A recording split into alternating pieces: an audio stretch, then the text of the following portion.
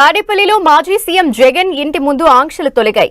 4 లేన్ల రహదారి తాడేపల్లి నుంచి మంగళగిరి మధ్య రాకపోకలు సాగించేందుకు ప్రజలకు అందుబాటులోకి వచ్చింది.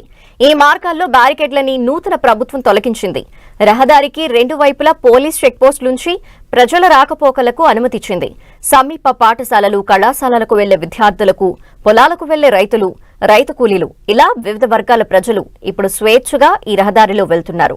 మాజీ సీఎం జగన్ నివాసం ఉండవల్లి నుంచి రేవేంద్రపాడు వరకు బకింగ్హామ్ కెనాల్ వెళ్లే మార్గంలో కరకట్ట ఒడ్డున ఉంది. ఈ నివాసానికి వెళ్లేందుకు 2 మార్గాలుంటాయి.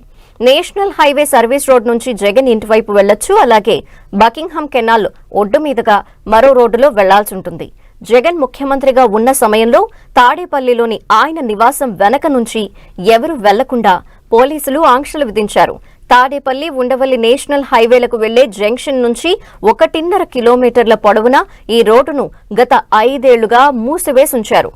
కృష్ణా పశ్చిమ డెల్టా కాలువ కట్ట రోడ్డు, కట్ట దిగువన ఉన్న మార్గాల్లో రాకపోకలు నిషేధించి బ్యారికేడ్లు ఏర్పాటు చేశారు.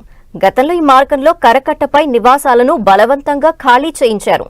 కరకట్టపై ఉన్న ఇళ్లను తొలగించి 4 వరుసల రోడ్డు వేశారు. ఈ రోడ్డు నిర్మాణం కోసం ఇళ్లు కూల్చివేయటంపై పవన్ కళ్యాణ్ కు స్థానికులు ఫిర్యాదు చేశారు. అటువైపు వెళ్లాలనుకునే వారు అదనంగా 1.5 కిలోమీటర్ తిరగాల్సి వచ్చేది. సీతానగరం నుంచి రేవేంద్రపాడుకు కాలువ కట్ట మార్గంలో వెళ్లేవారు.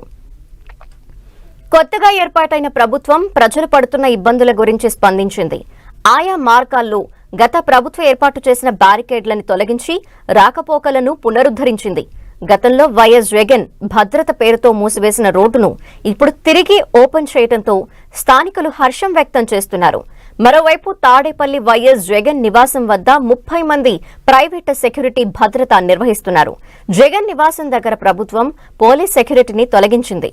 దీంతో జగన్ ప్రైవేట్ సెక్యూరిటీని ఏర్పాటు చేసుకున్నారు.